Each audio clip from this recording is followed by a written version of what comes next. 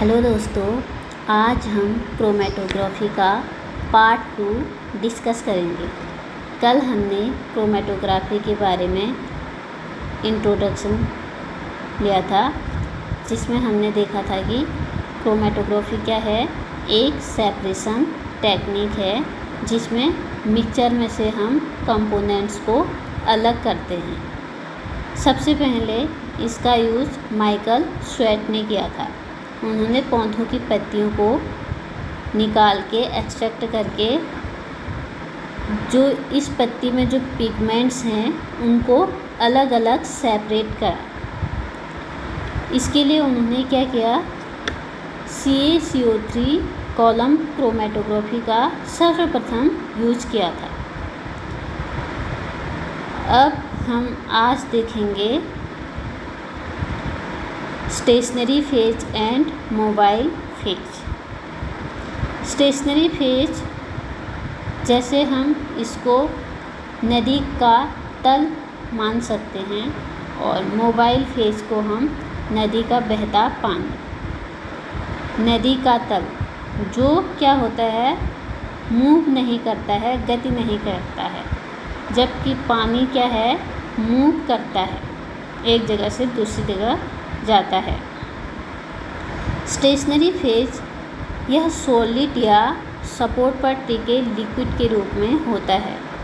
इसका कार्य है सैंपल के घटकों को अपनी सतह पर रोकना। सैंपल के घटक क्या थे, जैसे क्लोरोफिल था, कैरोटीनॉइड्स था और ज़ैंथोफिल था। इनको अपनी सतह पर रोकना स्टेशनरी फेज का काम होता है। और दूसरा है मोबाइल फेज। यह द्रव या गैस के रूप में होता है। इसका कार्य है सैंपल को घोलकर स्टेशनरी फेज के ऊपर से आगे प्रवाहित करना। यहाँ पे देखिए ये है कॉलम क्रोमेटोग्राफी, जिसमें हमने रखा है स्टेशनरी फेज में CaCO3 इसमें भरा हुआ है, जो कि स्टेशनरी फेज में है। यहाँ नीचे से हम रुई लगाते हैं ताकि ये नीचे ना आए। तो CaCO3 क्या है, स्टेशनरी फेज है, जो कि सॉलिड है। ठीक है, स्टेशनरी फेज ज़्यादातर हम क्या करते हैं, सॉलिड ही लेते हैं, लेकिन लिक्विड भी हो सकता है, बट जो मैक्सिमम लेते हैं वो सॉलिड लेते हैं।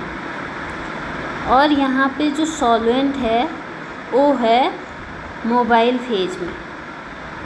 अब स्टेशनरी फेज के ऊपर से गुजरकर यहाँ से गुजर के नीचे आएगा मोबाइल फेज, मतलब ये मूव कर रहा है, गति कर रहा है। जो मोबाइल फेज होता है वो नॉन पोलर होता है और स्टेशनरी फेज पोलर होता है। अब यहाँ पे देखते हैं, जो स्टेशनरी फेज है उसका प्राथमिक कार्य है घटकों की गति को धीमा करना, जबकि मोबाइल फेज में इसका काम है घटकों को आगे ले जाना। घटक जो कंपोनेंट्स थे उन्हें आगे बढ़ाकर ले जाना। इसका मुख्य गुण है एडजॉर्प्शन। ऐसे हमने देखा था ना, एडजॉर्प्शन चिपके रहते हैं ऐसे उसमें CaCO3 को डालते हैं जब, तो ये यहाँ पे एडजॉर्ब हो जाते हैं कुछ कंपोनेंट्स। और जो मोबाइल फेज है उसका गुण है सॉल्युबिलिटी या फ्लो रेट, जो ऊपर से ऐसे फ्लो होके नीचे बह रहा है। अब स्टेशनरी फेज में जो TLC परत होती है वो सिलिका जेल और एल्यूमिना होते हैं, जबकि मोबाइल फेज में ऑर्गेनिक सॉल्वेंट्स होते हैं। अब सेपरेशन टेक्निक, मतलब इनको अलग करने की जो टेक्निक है, क्रियाविधि है। जैसे हमने नदी का उदाहरण लिया था, जिसमें ये नदी है, ये इसका किनारा है, तल है। ये तो स्टेशनरी फेज है जो गति नहीं करेगा और पानी मोबाइल फेज जो गति करते रहेगा। और जब नदी बहती है तो उसमें कुछ लकड़ी पत्थर इस टाइप की चीज़ें होती हैं, तो लकड़ी अलग रेट से सॉल्वेंट लकड़ी को अलग रेट से बहा के लेके जाएगा और पत्थर को अलग रेट से, तो इनकी अलग अलग रेट होगी गति। तो उसी तरह से हम यहाँ भी समझते हैं, जिस घटक की स्टेशनरी फेज के प्रति ज़्यादा एफिनिटी होगी, मतलब एफिनिटी मीन्स आकर्षित करना, अपनी ओर आकर्षित करना, एफिनिटी ज़्यादा होगी तो वो क्या होगा, उसकी गति धीमी हो जाएगी, क्योंकि वो उस घटक को अपनी तरफ खींचेगा तो गति धीमी हो जाएगी। और रिटेंशन टाइम जो ठहराव है वो ज़्यादा हो जाएगा। और जिस घटक की मोबाइल फेज में सॉल्युबिलिटी अधिक होगी, वो जल्दी घुलेगा, वो उतनी ज़्यादा जल्दी बाहर भी निकलेगा। यहाँ पे देखिए, ये है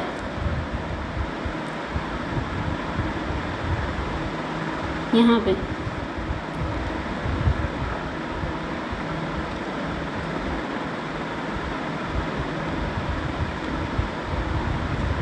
ये स्टेशनरी फेज है और एक है मोबाइल फेज जो यहाँ से नीचे को जाएगा।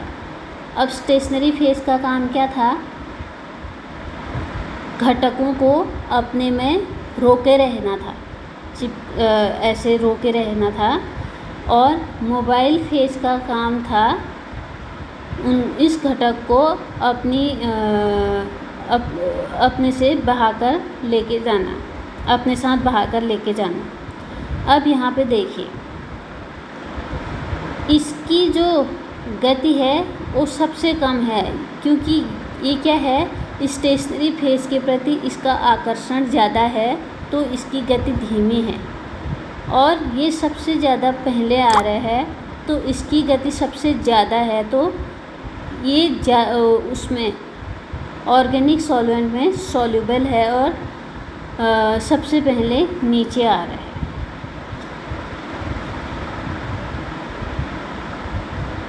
अब देखते हैं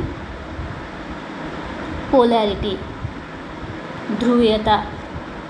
नॉर्मल फेज में स्टेशनरी फेज में जो होता है वो पोलर होता है स्टेशनरी फेज, और मोबाइल फेज नॉन पोलर होता है। जबकि रिवर्स फेज में जो स्टेशनरी फेज होती है वो नॉन पोलर होती है और मोबाइल फेज पोलर होती है। जैसे रिवर्स फेज का उदाहरण है HPLC, हाई प्रेशर या हाई पावर लिक्विड क्रोमेटोग्राफी। इसमें क्या होगा, स्टेशनरी फेज पोलर होगा और मोबाइल फेज क्या होगा, नॉन पोलर होगा। अब हम देखते हैं RF वैल्यू रिटेंशन फैक्टर।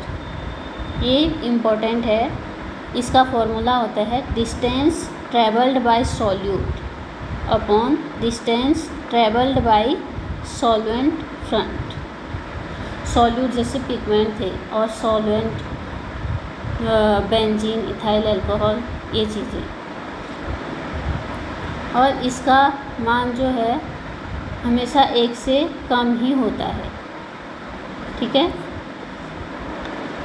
अगर स्टेशनरी फेज पोलर हो तो मोबाइल फेज नॉन पोलर होना चाहिए, मतलब दोनों एक सेम नहीं हो सकते।